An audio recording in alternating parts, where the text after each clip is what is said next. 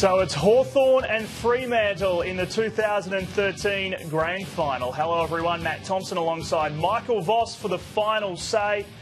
Well, here we are. What do you think? Amazing. So we're at the very, very end. Hawthorn versus Fremantle. It promises to be an absolute beauty. Now, the Saturday night game really didn't quite live up to the standard that was set on Friday night, did it? No, it didn't. But, you know, it was quite amazing in terms of the way that it was actually played, though. I mean, Fremantle's pressure was just quite extraordinary right throughout the whole game. And we see the scores there and the result in the end. It probably doesn't reflect the dominance that Fremantle had, especially in that first half. But their ability to be able to put physical pressure on the opposition was something to behold. Yeah, in the end, it was Fremantle by 25 points, and so they're in to their first ever grand final, eliminating the Sydney Swans from September. A terrific performance from Matthew Pavlich tonight, wasn't it, in particular? Michael Walters with 3 goals as well. Jarrod McVeigh with 30 touches again. He was probably the leading player on the field for the Sydney Swans. Let's talk through some of the highlights. Well, I mean, Fremantle just got away to such a blistering start, and with the euphoric around Fremantle and just about being able to have the possibility of playing into a final, Pavlich was able to get a really quick start. He was really important. Fife through the middle of the ground was important on his matchup against O'Keefe through the middle of the ground. I thought Pavlich really kicked them off exceptionally well. He made a captain's statement right at the very start. But, you know, their pressure was just absolutely relentless the whole night.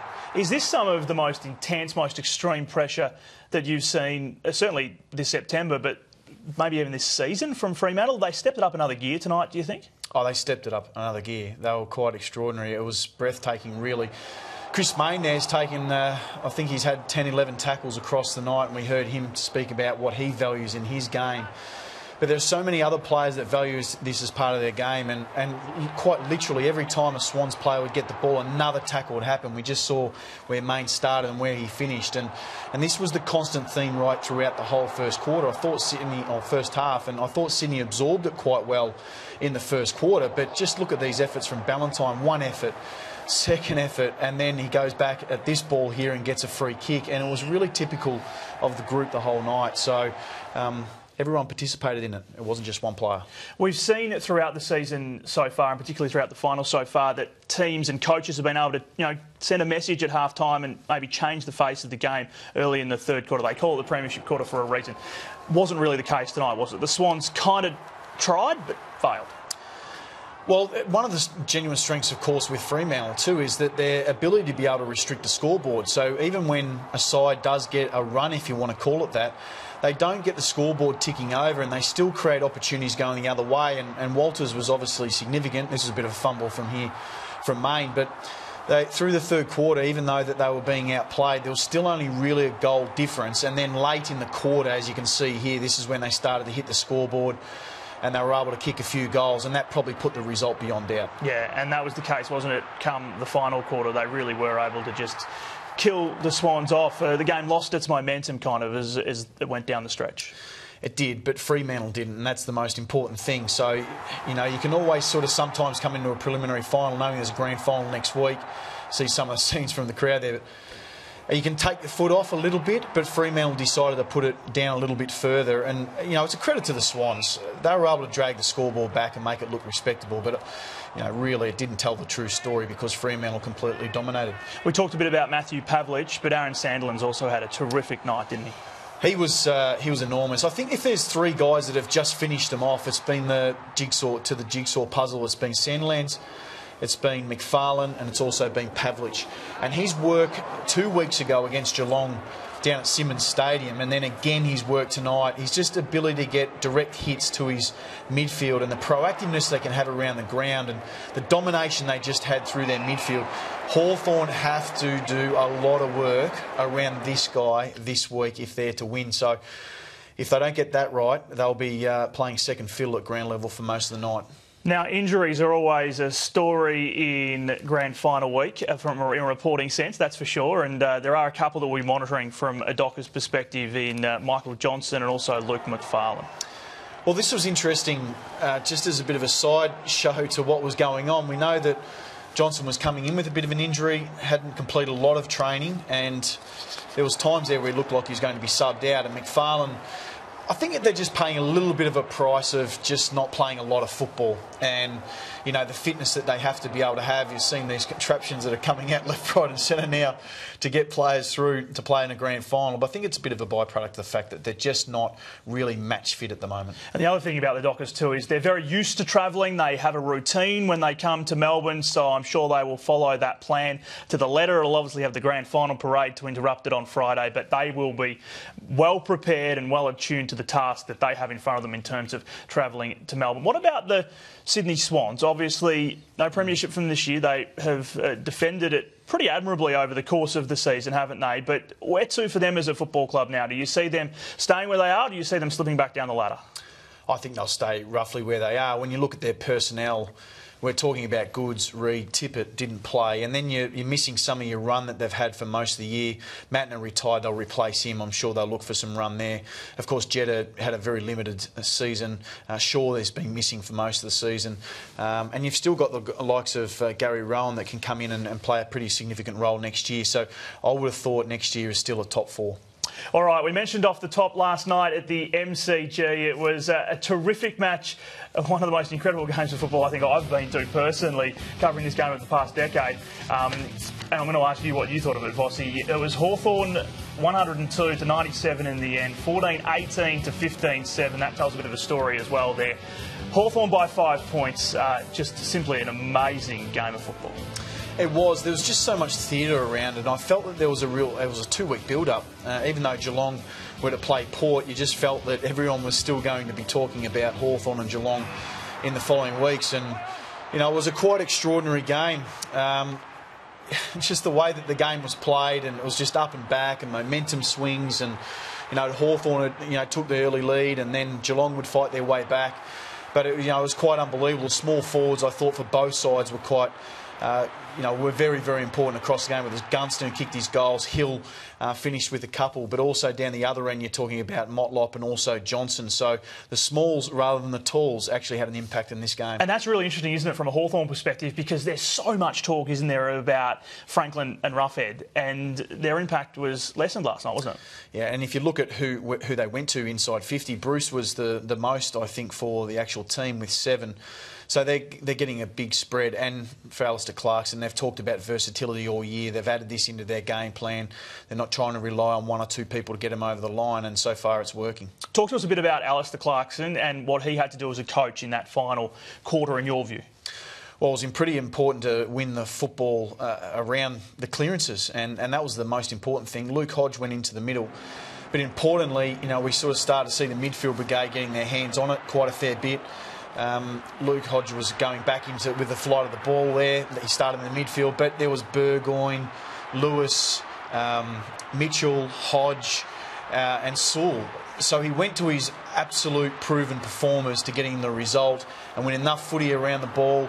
And then, of course, the finish came. Burgoyne played a fantastic finals performance. He was outstanding in his performance last night. In that last 10 minutes, did you feel that the Cats ran out of steam?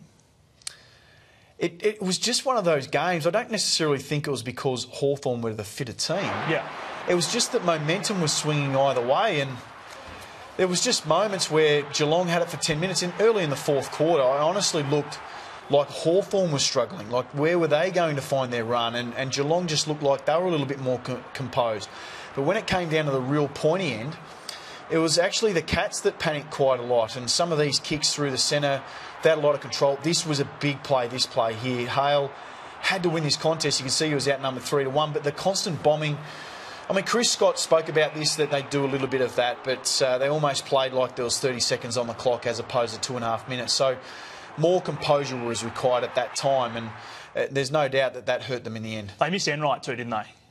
Well, he's the guy that just can compose them, and you're not too sure what the flow effect of that is. When you've got a back 6 that work so well together, and then you move a really important piece to that, you're not too sure how that group's going to function. So I think they missed him. Now, it's maybe a little bit unfair, but Travis Varco's obviously in the spotlight for this final play of the game. It didn't really, it did in a way come down to this final kick, didn't it? But, for time memoriam now, this is going to be looked at. Should he have nailed that goal?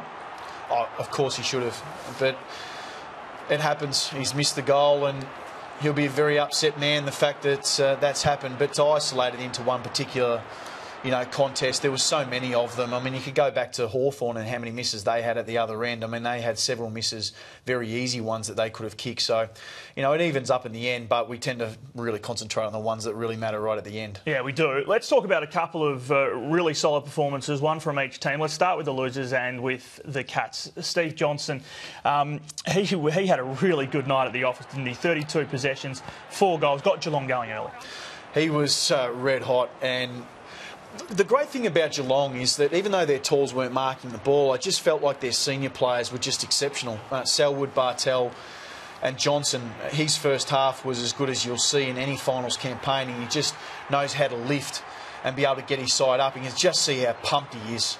Whether it's a final, whether he's playing the Hawks, he just seems to live for those occasions. Yeah, absolutely. Let's also talk about Sam Mitchell, because he was just brilliant last night as well, and he's going to have a very key role to play. Isn't he? 38 possessions, 11 clearances, 8 inside 50s. He had 14 touches, by the way, in the third quarter alone. Terrific night for Sam Mitchell, and Hawthorn fans will be expecting him to step up on the big stage next Saturday.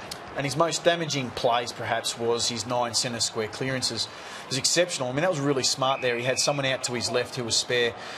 His composure, though, when the game is so much pressure, and they'll need it this week, when this manic tackling pressure comes, the ball gets in his hands, look how steady he is. He just makes the right decisions. That one there was from about, 10, 11, 12 tackles. He gets the ball, one step, finds the player, and he sets up a shot on goal. All right, Lance Franklin is one of the storylines going into this game. His contract, I guess, we talked about during the course of the week, but more importantly, perhaps his injury. He was asked about it today. Let's hear what he had to say. I was a little bit sore. The big hailstorm hit me a little bit hard, but got checked by the doctors and was all right to play out the game. And yeah, no, I don't think anyone feels any injuries after winning a prelim and then getting ourselves into a grand final. Why would he want to leave the Hawks, by the way? We're talking about his elbow, as you saw there, with the injury. He says he's going to be okay. Why would he want to leave the footy club? Well, realistically, you probably wouldn't. But, I mean, it does have a monetary sum. If it is true, the sums that are being talked about, it would be negligent for him not to look. But success doesn't come around a hell of a lot. No. All right, we'll watch this space on that one, see if there's any developments during the week. I'm tipping the Hawks will be trying to keep that talk at an absolute minimum. You don't want anything distracting on what you need to be able to get done. Yeah, for sure. The big hard luck story of this September is no doubt Brendan Whitecross, and confirmation from the Hawks today. It is the same knee, and it is another knee reconstruction that he requires. He will have traditional surgery. Our cameras caught up with him outside the scanning centre. It feels no different to what it did the first time. Hasn't all sunk in yet, but life goes on. Brendan Whitecross there. Just devastating for him, isn't it? It is. And second year in a row. Yeah, I spoke to his parents that were in the first final, and they were worried about him getting through the first final because that's when he did his last ACL, and they thought, get through one final and he should be okay. So when he got through it, they were obviously very excited. But for this to happen is absolute tragedy, especially on the eve of perhaps his biggest day ever. Just a very quick word on where you think the Cats are going to go from here. Well, they'll be putting a lot of faith into Stephen Wells, and why wouldn't you? He's delivered with the talent, and they seem to be really bleeding in this new generation, and I think that that'll continue to happen. Wouldn't be surprised to see a few more retirees in the next couple of weeks. But they've got some youth coming through, and they need for them to be able to come through and to continue to progress. And one guy who had a really important impact, who was a sub on the weekend, of course, was Caddy, and we haven't seen a lot of him so far, so he'll only get better from here too. All right, let's go back to Patterson Stadium now, because we can cross into the victorious Dockers rooms and say congratulations to Nathan Fyfe. You're into a grand final. Yeah, thanks very much, guys. It's a bit of a surreal feeling at the moment, but Ross just got us in then, and and really spoke about what next week looks like and what this week looks like, and nothing really changes for us. Nathan, you're speaking to Matt Thompson and Michael Voss at AFL Media all the way back in Melbourne. You'll be making your way over here in a week's time. Voss, you'll ask some questions about the game, but I want to ask you, as a player, as an individual, and also for a football club, this is a historic night for your football club. Do you feel that this evening? Yeah, it's a bit scratchy there, sorry guys, but yeah, just really excited to be involved in a grand final, obviously, and yeah, we'll really hit the track this week, and I think we came out injury-free, which is really good, but we have a bit of work to do. The second half of that game wasn't what we really want. So a little bit of work to do, but excited all the same. Just the pressure that you're able to put on. You must be proud of the guys, the way that they're able to put the pressure on. And coming over to play against Hawthorn, you must be pretty confident. That's our trademark. Really strong physical forward pressure, midfield pressure, and that gives our defenders a real opportunity. So the ball's not coming in cleanly. So I thought we delivered fairly well for the first half tonight. The second half probably wasn't what we expect. So we've got a bit of work to do. And your relationship with Sandilands, if there's been a guy that you just must be so excited to have in the team, it must be him. Oh yeah, having Big Aaron in the team's a wonderful asset. He's just really predictable, and you always know that he's going to compete or win the hit, so it makes our job a lot easier. All right, Nathan, thank you very much for that. Congratulations to you. Nathan Fyfe joining us there from the victorious Fremantle Rooms, and he had a pretty good night tonight as well, 27-odd touches. We can hear the noise in the background in the rooms, but he was exceptional. The midfield battle was really important. When you go over the stats, when you talk about Hannanbury O'Keefe, who they were matching up against, and then you compare the numbers to Fremantle's midfield, they were completely dominant. All right, you are watching The Final Say on afl.com.au. Michael Voss alongside Matt Thompson. That's the final say on this weekend's games. Let's have the first say on the grand final. It is coming up on Saturday at the MCG. The Dockers fans are going to be making their way across the Nullarbor. Some of them are going to be driving because apparently there's not enough flights, which is extraordinary. And also, the Hawthorn Football Club, well, aren't they looking for redemption? Your initial thoughts on how this game's going to play out? Well, the Swans, well, Fremantle, I should say, are almost like the Swans last year. They build their game around manic pressure. And Hawthorn, in some ways, the lessons that they learnt last year out of their loss to the Swans last year was they try to create more versatility and unpredictability. So they'll be really banking on that to be able to hopefully get them the result. But this is going to be a tight one. There's going to be both teams that are thinking that there are genuine prospects to win this game. All right, we've tried to simplify it. We've got you to break down for us a marquee man from each team involved in next week's grand final. Let's start with the Hawks. Well, for mine, it has to be Hodge. He's the guy that had a reasonably quiet first 2 or 3 quarters on the weekend. But when he went into the middle, he just resonates so much confidence. He just has such a will to win. And he's the guy that they didn't have fit last year. And he's such an important player to them just for his physical stature, his leadership capability, his use of the football.